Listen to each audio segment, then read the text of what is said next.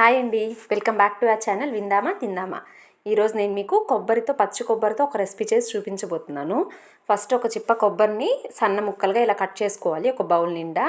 అదే బౌల్తో 1/2 cup sugar, ఇంకా 2 table spoons cornflour, ఒక 3 నుంచి 4 ఏలక్కాయలు తీసుకోవాలి. కొబ్బరి ఏలక్కాయలు 2 ఇలా మిక్సీ పట్టేశాను. నేను 1.5 కప్ వాటర్ తీసుకున్నాను. బాగా చూసారు కదా, మెత్తగా పేస్ట్ చేసుకోవాలి. ఇప్పుడు దీన్ని వడపోసుకుని కొబ్బరి పాలు తీసుకోవాలి. ఇప్పుడు నాకు 1 కప్పు కొబ్బరి పాలు వచ్చాయి. 2 టేబుల్ స్పూన్స్ కార్న్ఫ్లోర్లో 3 టేబుల్ స్పూన్స్ వాటర్ కలిపి పెట్టుకున్నాను. తర్వాత ఒక పాన్ తీసుకుని కొబ్బరి పాలు, 1 కప్ కొబ్బరి పాలు, 1/2 కప్ షుగర్, ఇంకా మనం మిక్స్ చేసి పెట్టుకున్నాము కదా కార్న్ఫ్లోర్ వాటర్, అది కూడా ఇందులో వేసి బాగా కలిపేసి స్టవ్ మీద పెట్టుకుందాము.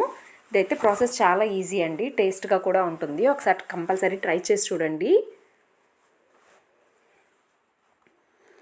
చూసారు కదా, బాగా కలిపి ఇప్పుడు స్టవ్ మీద పెట్టి ఒక 3 మినిట్స్ కలుపుతూ ఉందాము. కార్న్ఫ్లోర్ వేసాం కదా, త్వరగా చిక్కబడిపోతుంది.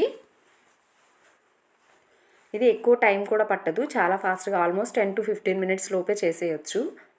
స్వీట్ కదా, సో పిల్లలు కూడా ఇష్టంగా తింటారు. చూసారు కదా, ఈ స్టేజ్లో ఉన్నప్పుడు ఆపేయాలి, లేకపోతే మరీ గట్టిగా అయిపోతుంది.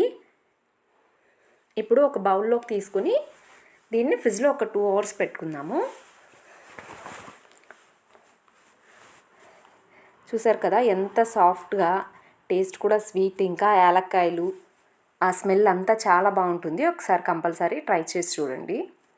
మీకు చూస్తుంటేనే అర్థమైపోతుంది కదా అది ఎంత సాఫ్ట్గా ఉందో. టేస్ట్ కూడా అంతే బాగుంది. ట్రై చేయండి, నచ్చితే లైక్ చేయండి, షేర్ చేయండి, సబ్స్క్రైబ్ చేయండి.